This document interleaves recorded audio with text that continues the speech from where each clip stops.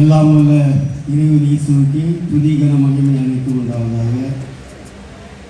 நம்முடைய ஆலயத்தின் 127வது ஆண்டு விழாவை முன்னிட்டு நாம் 65வது கன்வென்ஷன் கூட்டத்தை சிறப்பாக நடத்த எம்பெருமான் இயேசு உதவி செய்தார்.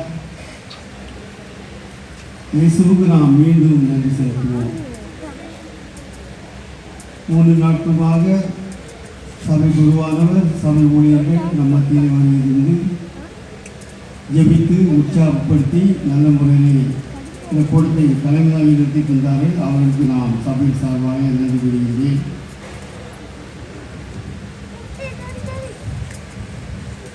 சென்னையிலிருந்து ஆல்பர்ட் சாலமோன் குழுவினர் வருவதிலிருந்து மிகச் சிறப்பாக வல்லமையோடு நல்ல ஊழியத்தை நடத்தினார்கள். அவர்களை பற்றி நம் மூத்த மகன் அமெரிக்காவில் இருக்கான் பிரபு, அவருக்கு ஒரு ஃப்ரெண்டு, அவர் ரொம்ப புகழ்ந்து சொல்லியிருக்கிறார்.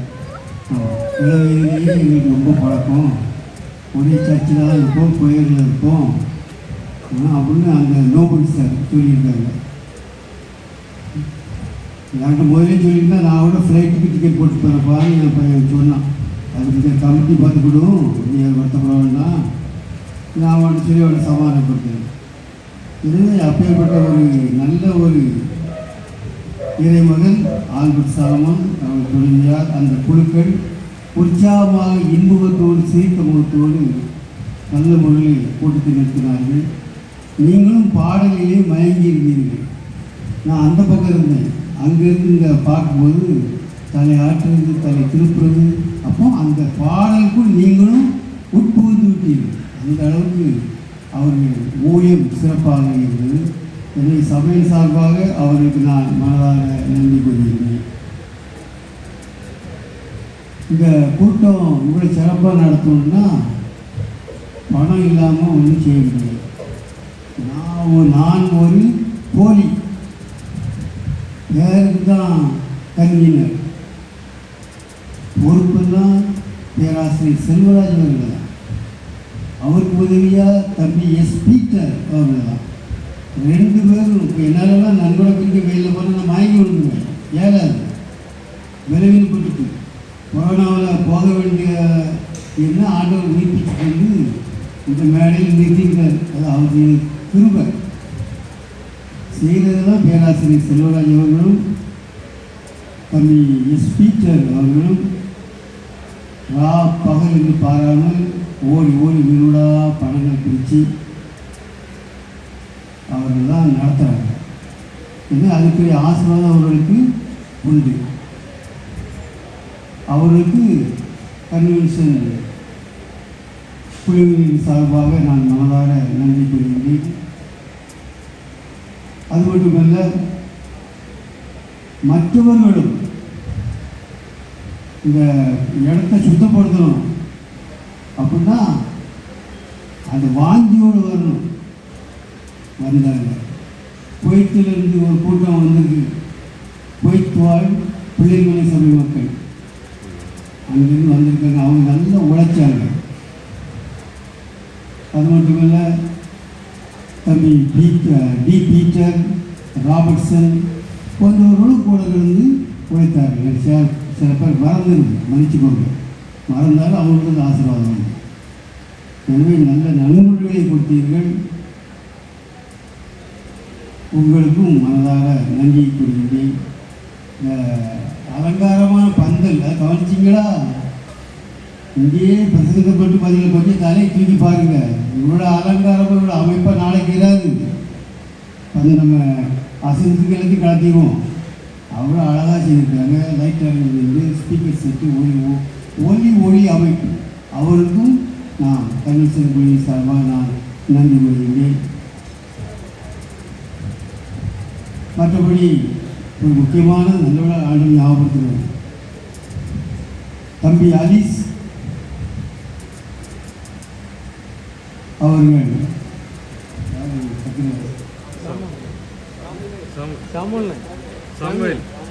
தம்பி அலிஸ் சாமியல், நான் அவரை பற்றி ஒரு சாட்சி சொல்லணும். எப்படின்னா 30 வருஷம் இருக்கும் ஒரு பிரச்சனைக்கு நான் பொறுப்பில் இருக்க ஏதோ ஒரு காரியத்தில் எனக்கு தகராறு வரணும், உங்கள்கிட்ட தகராறு வருவார், தண்ணி போட்டு வருவாருன்னு அவரை பற்றி சொன்னால் பயந்து கிடக்கு. அப்படியே அப்பா பெரிய நாடார் மகன் வந்து சண்டை போட்டுறக்கூடாதுன்னு பயந்து கிடக்கு. அப்படி ஒரு முரட்டுத்தனமாக இருந்த தம்பி இப்போ ஊழியத்தில் பெரிய வாஞ்சி இருக்கிறார். எனக்கே ஒரு பொறாமை உண்டு. நான் செல்றேன்னு சொல்லுவேன், ஏப்பா நாமே ஒரு ஊழியக்காரங்க பார்க்க முடியாதா? ஆனால் தம்பிக்கிட்ட உள்ள விசேஷத்தை கடவுள் கொடுத்த காரணம் என்னென்னா, அடுத்த வருஷத்துக்கே நாட்டு பேசிக்கிட்டு இருக்காரு, யாரை பண்ணுறணும் எவரை பண்ணணும். அந்த அளவுக்கு இந்த ஊழியர்களோடு தொடர்பு கொண்டு இந்த ஊழியர்களை அங்கேயே நடத்தக்கூடிய சிறப்பு வாய்ந்த மனம் நினைத்த ஒரு சகோதரனாக உள்ளீங்களா, அதுக்கு ஆசீர்வாதம் அந்த குடும்பத்தில் நிச்சயம் உண்டு. ஆமாம், போலியா ஒன்றும் பேசல, போலியா அது பேச தெரியாது, சத்தியமாக தான் பேசணும். அப்பேற்பட்ட ஒரு நல்ல பிள்ளை நம்ம திருச்சபையிலே அவர் தந்திருக்கின்றார். மறுபடியும் இவங்கெல்லாம் நமக்கு எங்கே பழக்கம்? நமக்கு கெடுத்து தவிர நம்ம டிஸ்ட்ரிக்ட் பக்கங்களில் பார்ப்போம். ஆமாம், அப்போ அந்த தம்பிக்கு அவ்வளோ பேரும் தெரியுது. அடுத்த வருஷத்துக்கு யார் கொண்டுறோம், நம்ம சபைக்கு யார் வேணும். அதெல்லாம் காரணம் என்ன தெரியுமா? தெய்வப்பற்று, ஆலயப்பற்று, ஊர் பற்று. இது மக்களுக்கு தெரிஞ்சுக்கோங்க, கண்டிப்பாக வேணும். தெய்வ பயம் இல்லாமல் வெற்றியான வாழ்க்கை வாழ முடியாது. ஆலய பயம் இல்லாமல் வெற்றியான வாழ்க்கை வாழ முடியாது. ஊர் பற்று எல்லாருக்கும் வேணும். ஏன் ஊர், ஏன் ஆலயம், அந்த பற்று வேணும். 125 ஆண்டோடாவது கடினப்பட்டு வேலை செஞ்சு கிடக்காங்க. இதனால மற்ற பார்வையும் போகக்கூடாது. 100ஆண்டு விழாவுக்கு நான் தான் செக்ரட்டரி, பொருளாளர் தம்பி அகஸ்டின் இருந்தாங்க. ஆனால் சார் நீங்கள் தான் எல்லாம் பார்த்துக்கணும்னு எடுத்துருந்தாச்சு.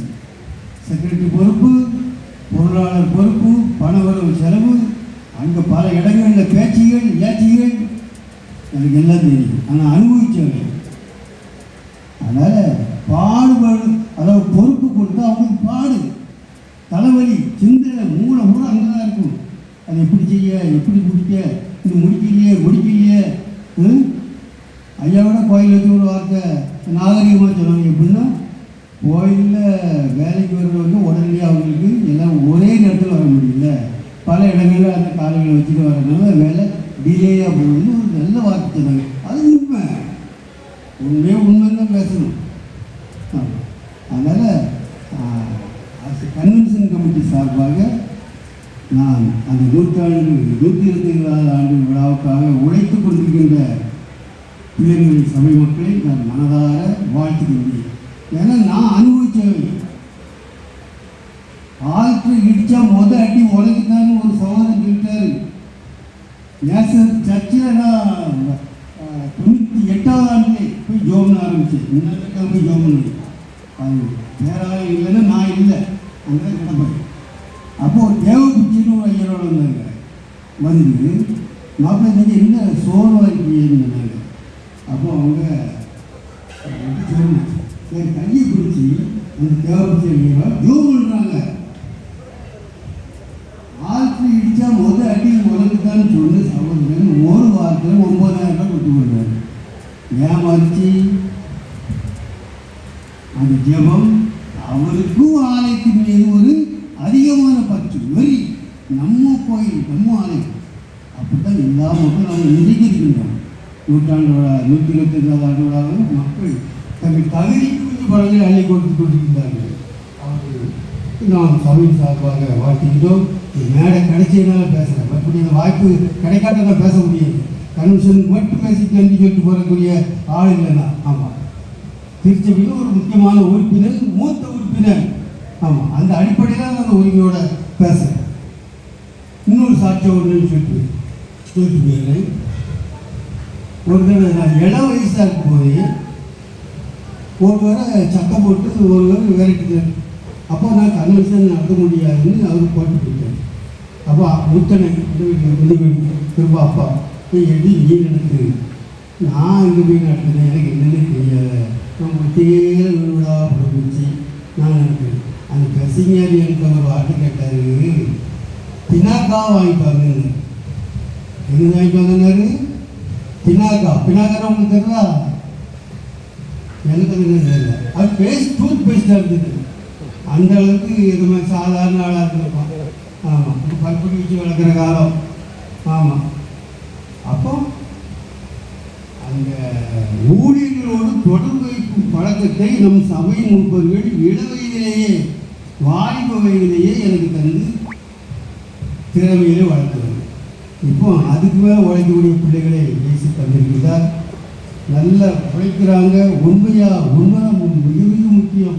ஆமாம், நூற்றாண்டோட கணக்கெல்லாம் லட்சக்கணக்கான பணம் பீரோக்களை கிடக்கும். நானும் விட மாட்டேன், என் பிள்ளைகள் விடாது. ஆமாம், அந்த உண்மை. தவறுகள் வந்துடும், அது வேற. கணக்கு வழக்குகளில் பிசகுகள் வந்துடும், அது வேற. உண்மை வேணும்.